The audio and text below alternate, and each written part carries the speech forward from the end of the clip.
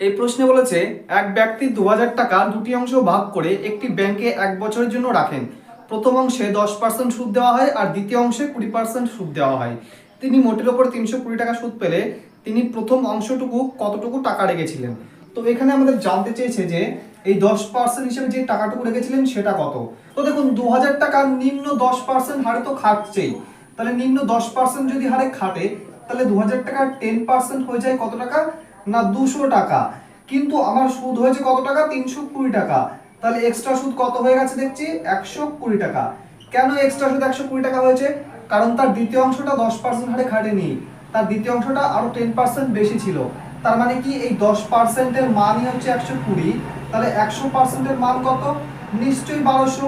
তাহলে 100%-এর মান যদি 1200 হয় তাহলে 2000 টাকার দ্বিতীয় অংশটুকুর পরিমাণ 1200, তাহলে প্রথম অংশটুকুর পরিমাণ কত হবে 1200 থেকে 2000 মাইনাস করলে বা 2000